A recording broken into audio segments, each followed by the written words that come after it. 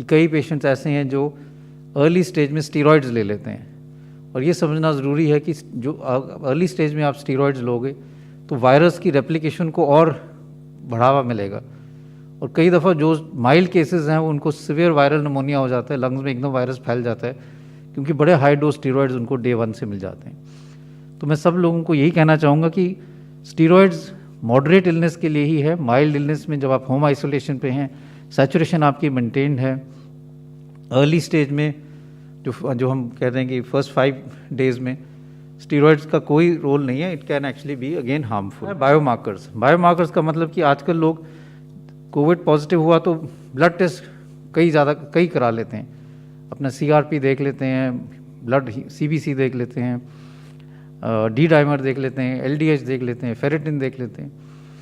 फिर से मैं यही कहना चाहूँगा कि अगर आपको माइल्ड इलनेस है, होम आइसोलेशन पे हैं, अगर आपकी सैचुरेशन ठीक है और कोई और लक्षण नहीं है, बुखार भी ज़्यादा नहीं है, तो इन सारे बायोमार्कर्स का करने का कोई फ़ायदा नहीं है, इससे पैनिक रिएक्शन ही ज़्यादा होगा। ये सारे बायोमार्कर्स एक्यूट फेज रिएक्टेंट है, मतलब अगर आपके बॉडी में कभी भी इन्फ्लेमेशन होगी तो ये बढ़ेंगे। अगर आपको फिंसी हुई, कोई जख्म हुआ, दांत में इन्फेक्शन हुआ, तो भी ये सब बायोमार्कर्स बढ़ेंगे, क्योंकि एक बॉडी का इन्फ्लेमेटरी रिस्पॉन्स है। तो इससे ये नहीं पता चलता कि आपकी बीमारी जो है वो बढ़ गई है। लोग ये घबरा जाते हैं कि मेरा सीआरपी बढ़ गया इसलिए अब मुझे स्टीरॉयड शुरू कर लेना चाहिए, और उससे ज़्यादा नुकसान हो जाता है। तो इसलिए मैं यही फिर से कहना चाहूँगा कि चाहे वो बायोमार्कर्स हों, चाहे सीटी स्कैन हो, माइल्ड केसेस में उसकी कोई इंडिकेशन नहीं है, और अगर आपको ये कराना है तो डॉक्टर की सलाह से, जब आपको मॉडरेट इलनेस हो तभी कराएं, और ये समझें कि इसका नुकसान भी हो सकता है, और अननेसेसरी बायोमार्कर्स की रिलायंस के कारण ओवर ट्रीटमेंट हो सकता है जिससे नुकसान हो सकता है। तो इसलिए ये बहुत ज़रूरी है कि हम समझें कि biomarkers can be more harmful. CT scan तभी करना चाहिए अगर उसकी इंडिकेशन हो। कुछ लोग ऐसे हैं जो हर 3 दिन बाद सीटी करा रहे हैं, और मैं उनको यही कहना चाहूँगा कि उससे नुकसान ज़्यादा है। आप अपनी बॉडी को रेडिएशन एक्सपोजर कर रहे हैं जो बाद में नुकसानदेही हो सकता है। दूसरी चीज़ ये कि हम AIIMS, ICMR, Covid national task force और जॉइंट मॉनिटरिंग ग्रुप जो ministry of health and family welfare की है, उन्होंने clinical guidelines for management of Covid जारी किए हैं रिसेंटली, बेस्ड ऑन सारा जो पिछले साल का डेटा एक्यूमुलेट हुआ है, रिसर्च हुई है उस पर कि कौन सी दवाई कब यूज़फुल है और कौन सी दवाई नहीं देनी थी। उसमें ये क्लियर है कि जो माइल्ड इलनेस लोग हैं, ज़्यादातर उनको कोई दवाई की ज़रूरत नहीं है। अगर कुछ दवाई लेना चाहें तो बेस्ड ऑन लिमिटेड डेटा और लिमिटेड जो हम कहते हैं सर्टेनिटी, आइवरमेक्टिन या हाइड्रोक्सीक्लोरोक्विन ले सकते हैं, लेकिन ज़्यादा दवाई लेने की ज़रूरत नहीं है। और मैं यही कहूँगा, क्योंकि हम ये देखते हैं अपने हॉस्पिटल में कि कई पेशेंट्स ऐसे हैं जो अर्ली स्टेज में स्टीरॉइड्स ले लेते हैं, और ये समझना ज़रूरी है कि जो अर्ली स्टेज में आप स्टीरॉइड्स लोगे तो वायरस की रेप्लिकेशन को और बढ़ावा मिलेगा, और कई दफ़ा जो माइल्ड केसेस हैं उनको सीवियर वायरल निमोनिया हो जाता है, लंग्स में एकदम वायरस फैल जाता है, क्योंकि बड़े हाई डोज स्टीरॉइड्स उनको डे 1 से मिल जाते हैं। तो मैं सब लोगों को यही कहना चाहूँगा कि स्टीरॉइड्स मॉडरेट इलनेस के लिए ही है। माइल्ड इलनेस में जब आप होम आइसोलेशन पे हैं, सैचुरेशन आपकी मेंटेन्ड है, अर्ली स्टेज में जो हम कहते हैं कि फर्स्ट 5 डेज में स्टीरॉइड्स का कोई रोल नहीं है, it can actually be again harmful. घर पे जो लोग रह रहे हैं, होम आइसोलेशन कर रहे हैं, उनको कुछ चीज़ें I think are very important. एक तो अपने डॉक्टर से संपर्क करते रहें।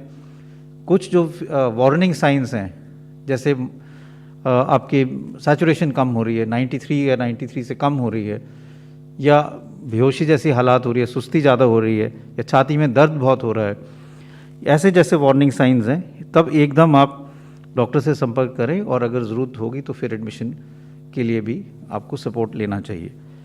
जो लोग हाई रिस्क ग्रुप में हैं और होम आइसोलेशन कर रहे हैं, उनको ज़्यादा ध्यान रखने की, जिनकी उम्र ज़्यादा है, जिनको हार्ट की प्रॉब्लम है, डायबिटीज़ है, इम्यूनोसप्रेसिव ड्रग्स पे हैं, या क्रॉनिक लंग प्रॉब्लम है, या लिवर की प्रॉब्लम है, या क्रॉनिक किडनी डिजीज़ है, इन लोगों को ज़्यादा ध्यान रखना चाहिए, और definitely regularly health care workers के टच में रहना चाहिए। कई जगह पे the state government have made facilities कि आप किसी के टच में रह सकते हो जो होम आइसोलेशन में आपके सुबह शाम आपको मॉनिटर करके आपका टेम्परेचर, आपके सैचुरेशन के बारे में पूरी जानकारी रखते हैं, तो वो करना बहुत ज़रूरी है। मॉडरेट इलनेस में मेनली 3 टाइप ऑफ ट्रीटमेंट जो हैं वो इफेक्टिव हैं। सबसे पहली जो ट्रीटमेंट है वो ऑक्सीजन थेरेपी है। Oxygen is also a drug. तो जो आपकी सैचुरेशन कम है तो one main treatment is oxygen.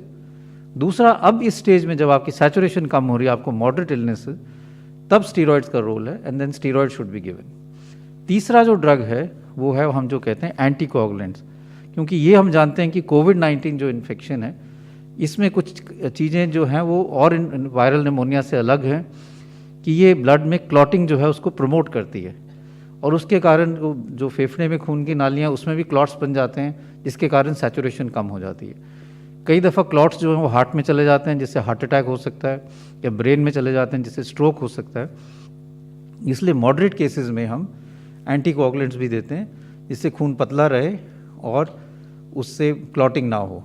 लेकिन फिर से ये कहूँगा कि अगर हम माइल्ड इलनेस में ये दे दें तो उससे नुकसान भी ज़्यादा हो सकता है, स्पेशली अगर मान लो किसी को अल्सर की बीमारी है और उसको ये दवाई तब दे दी जब ज़रूरत नहीं है, तो उसके पेट से ब्लीडिंग के चांसेस बढ़ सकते हैं। इसलिए again timing of the drug is very important. तो ये दूसरी ट्रीटमेंट है। और जो ये 3 ट्रीटमेंट जो हैं, ऑक्सीजन, स्टीरॉयड्स और anticoagulants are the main treatment.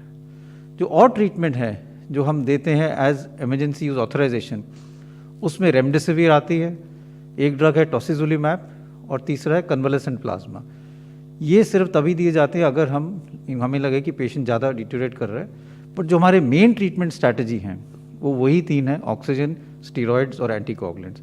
तो ये समझना बहुत ज़रूरी है कि अगर ये 3 चीज़ें मिल रही हैं पेशेंट को तो he is getting the right treatment. और जो ट्रीटमेंट हैं जैसे रेमडेसिविर है, कन्वलेसेंट प्लाज्मा है जो कहते हैं प्लाज्मा, या फिर टॉसिजुलिमैब है, these are only under emergency use authorization और इसमें कोई स्ट्रॉन्ग इतना डेटा नहीं है। स्टीरॉयड का डेटा सबसे ज़्यादा स्ट्रॉन्ग है, ऑक्सीजन का डेटा सबसे ज़्यादा स्ट्रॉन्ग है, एंटीकोगुलेंट का डेटा है कि ये इन दवाइयों से मोर्टेलिटी या डेथ्स कम हो सकती हैं, औरों का डेटा इतना स्ट्रॉन्ग नहीं है। तो अगर हम देखें तो treatment is not very difficult and because there is a need कि हम सब लोगों को इस बारे में ट्रेन करें, स्पेशली स्मॉलर सिटीज़ में, छोटे शहरों में, रूरल इंडिया में।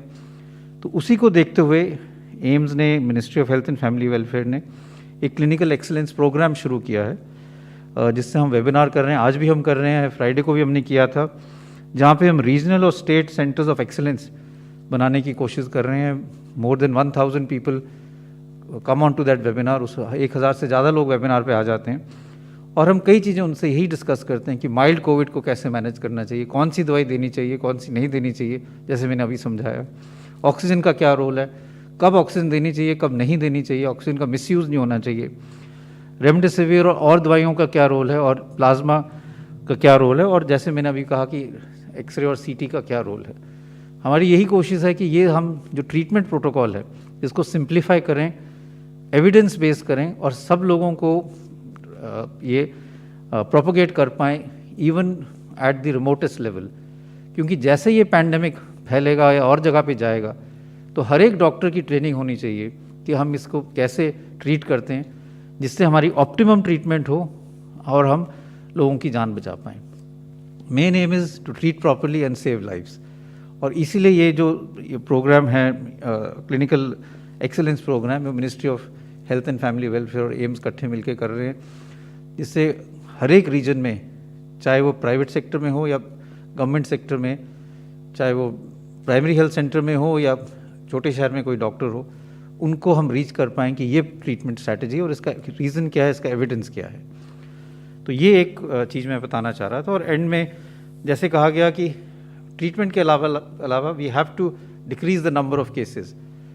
तो we all of us have सबको इकट्ठे मिलके जो चेन ऑफ ट्रांसमिशन है वो रोकना है। मैं अभी फिर से सबसे अपील करूँगा कि अगर बाहर जाने की ज़रूरत नहीं है तो घर पे ही रहें, भीड़ कम करें, कोविड अप्रोप्रिएट बिहेवियर ज़रूर निभाएं, क्योंकि ये सब हम करेंगे तो हमारे केसेस कम होंगे। तो जिन लोगों को हॉस्पिटल की बेड्स की ज़रूरत है उनको फिर वो आराम से बेड मिल पाएगा और ऑक्सीजन मिल पाएगी। Thank you.